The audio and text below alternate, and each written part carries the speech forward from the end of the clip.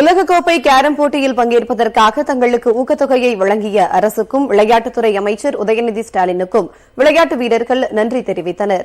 திருப்பூர் பல்லடம் சாலையில் உள்ள தனியார் மண்டபத்தில் அகில இந்திய ஓபன் ஒற்றையர் கேரம் போட்டிகள் நடைபெற்றன. திருப்பூர் வடக்கு மாவட்ட திமுக மாணவரணி அமைப்பாளர் கோபிநாத் ஏற்பாட்டில் முத்தம்மாள் அறக்கட்டளை தலைவர் திலகராஜ் தலைமையில் நடைபெற்ற கேரம் போட்டியில் ஏராளமான வீரர் வீராங்கனைகள் கலந்து கொண்டனர். இறுதிப் போட்டியில் மகாராஷ்டிர மாநிலத்தைச் சேர்ந்த முகமது கும்ரான் வெற்றி பெற்று சுழற்கோப்பையை கைப்பற்றினார். இதனிடையே நவம்பர் மாதம் கலிபோர்னியாவில் நடைபெறவுள்ள உலகக்கோப்பை கேரம் போட்டியில் பங்கேற்கவுள்ள சென்னையைச் சேர்ந்த நாகஜோதி, ஹாசிமா, மதுரையைச் சேர்ந்த மித்ரா 3 பேருக்கும் திருப்பூர் தெற்கு சட்டமன்ற உறுப்பினர் செல்வராஜ் தலா 1 லட்சம் ரூபாய் நிதியுதவியை வழங்கினார். விளையாட்டை ஊக்குவிக்கும் வகையில் நிதி வழங்கி வரும் அரசுக்கும் விளையாட்டுத்துறை அமைச்சர் உதயநிதி ஸ்டாலினுக்கும் வீராங்கனைகள் நன்றி தெரிவித்தனர்.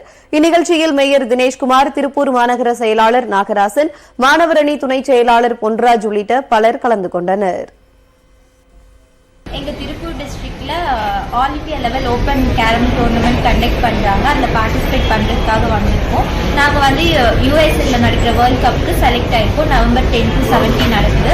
அந்த டோர்னமெண்ட் போறதுக்காக 1,50,000 கிட்ட ஆகுது. அது வந்து எங்களுக்கு விளையாட்டுத்துறை அமைச்சர் உதயநிதி ஸ்டாலின் சார் கிட்ட இருந்து ஃபண்ட் கொடுத்தாங்க, சென்னையில கொடுத்தாங்க.